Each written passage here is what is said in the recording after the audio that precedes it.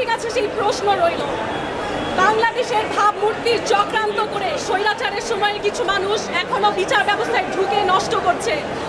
আজ থেকে নতুন না, সেই 2014 সালে প্রফেসর মোহাম্মদ ইউনূস নিজে প্রতিযোগিতা করে আমাকে খুঁজে এনেছিলেন তার সাথে আয়ারল্যান্ড সফর সঙ্গী হওয়ার জন্য। সেই সময় প্রফেসর মোহাম্মদ ইউনূসের নিজের ভাইয়ের ছেলে আমাকে রেফার করেছিলেন। আমার যদি কোয়ালিটি না থাকতো, আমার যদি জ্ঞান না থাকতো, তাহলে 2014 সালে এই সুযোগ আমি নিশ্চয়ই পেতাম না। অথচ ঈসার সাথে আমার দেখা হয়েছে এই যে ইন্টারিম গভর্নমেন্টের সময়।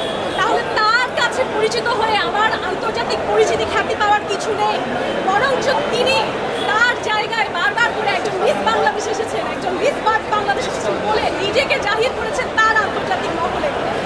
এবং আমি ধিক্কার জানাই সেই বিচার ব্যবস্থায় যেখানে মিথ্যা বলা হয় আদালতে ডাকে। যদি সত্যের ক্ষমতা থাকে, আপনারা অনেকবার বলেছেন যে আমি আল কোরআন কেন নিয়ে এসেছি। এই আল কোরআন সৌদি এম্বাসি আমাকে দিয়েছে। সৌদি এম্বাসি কখন একটা মানুষকে দাওয়াত দেয়, তখন তার হাতে আল কোরআন তুলে দেয় যখন তাকে সেই মর্যাদার যোগ্য মনে করে। সেই মর্যাদাকে আমি সম্মান জানাই। I have my respect for Saudi Arabia because you cannot blame one country for one person's deed. যদি ঈসা আল দুহাইলানের মধ্যে 0.1% ও হিউম্যানিটি বলে কিছু থাকে, আমি তাকে অনুরোধ করব আমাকে এই হয়রানি থেকে মুক্ত করেন।